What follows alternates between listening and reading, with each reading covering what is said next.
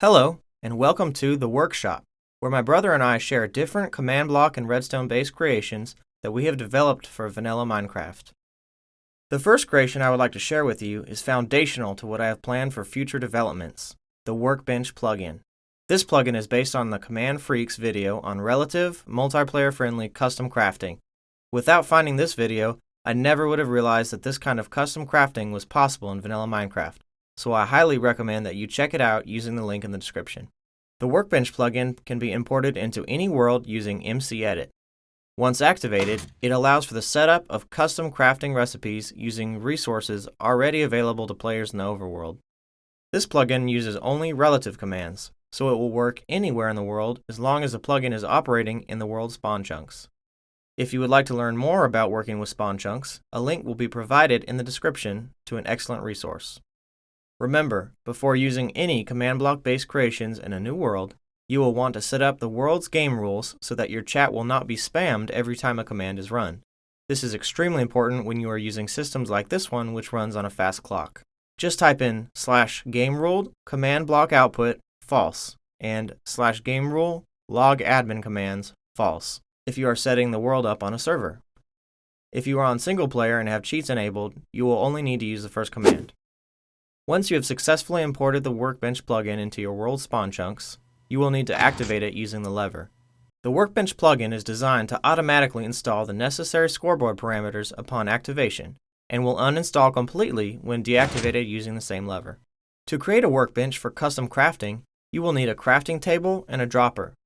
Place the dropper anywhere in the overworld dimension that you would like to have a workbench for custom crafting. Then, place a crafting table on top of the dropper. As soon as a player is detected directly above this combination of two blocks, the crafting table and the dropper will combine, creating a workbench. Now that you have your workbench ready for custom crafting, all you need to do is place the correct combination of items in the workbench, and it will instantly craft the finished item. For example purposes, I have included 3 custom recipes in the plugin available for download in the description. The first is the old saddle crafting recipe, using leather and iron ingots. The second is a custom item that I created named Gravel Spreader, which I will introduce in an upcoming video. I have decided to create a recipe for this using a hopper, dropper, redstone block, and iron ingots. The third recipe is for a custom item named Soulfire Shard, which I will also introduce in a future video. I decided to create this using flint, soul sand, glowstone dust, and fire charges. Be careful not to place any extra items into the workbench, because the recipe will consume all items inside the workbench once a recipe is found, and replace the contents with only the amount of crafted items already specified for one recipe. If you would like to make your own custom crafting recipes, you will need to add on 3 additional command blocks per recipe. The plugin is already designed to hold an additional 6 recipes, but you can expand the plugin by extending the length of the redstone clock or by creating a separate clock to hold the new sets of command blocks.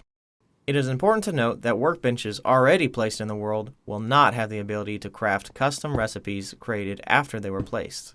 So you will need to remove them and place a new one down to update the workbench. The first command will place an entity marker inside all newly created workbenches, which will be used to check for successful recipe combinations and output a signal on the scoreboard when a correctly placed recipe is found.